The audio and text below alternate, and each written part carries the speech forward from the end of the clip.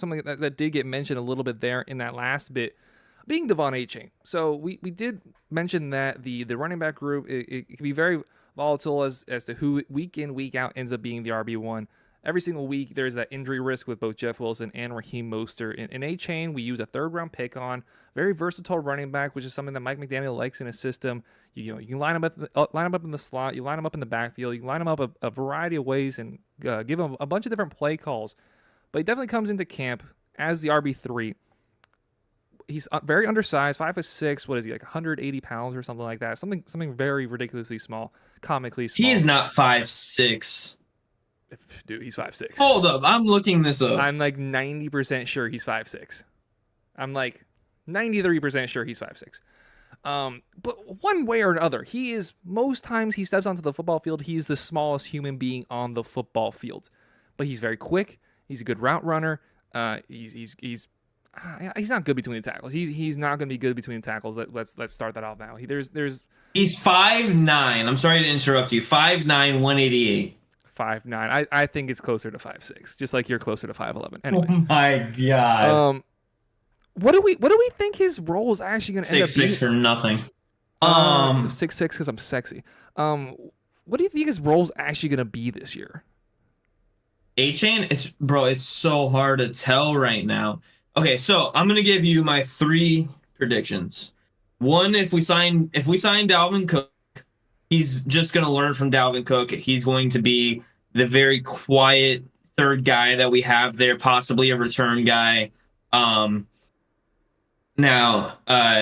kick returns, Braxton can take punts or whatever.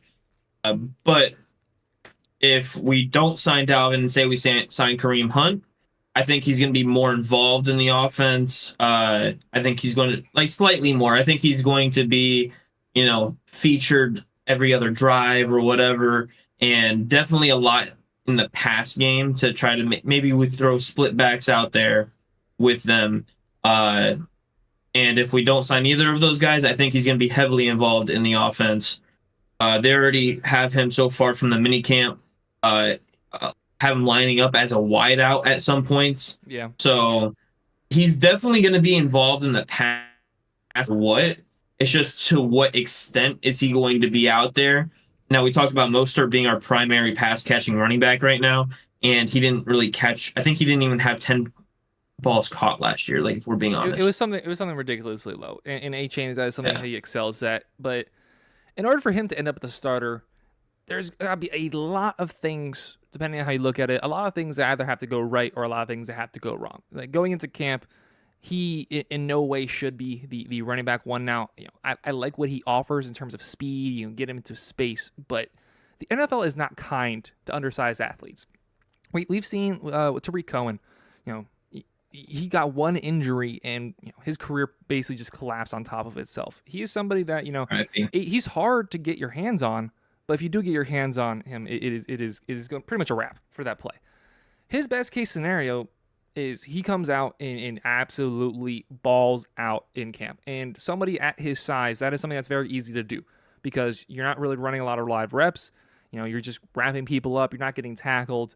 So he has to really stand out when going through that because coaches understand that going into it. So he will have a little bit of advantage that going into camp, it's not exactly what you're going to see going into the regular season, as well as you're just going to have to hope both Dalvin Cook doesn't get signed, and then one of Raheem Mostert and Jeff Wilson underperform.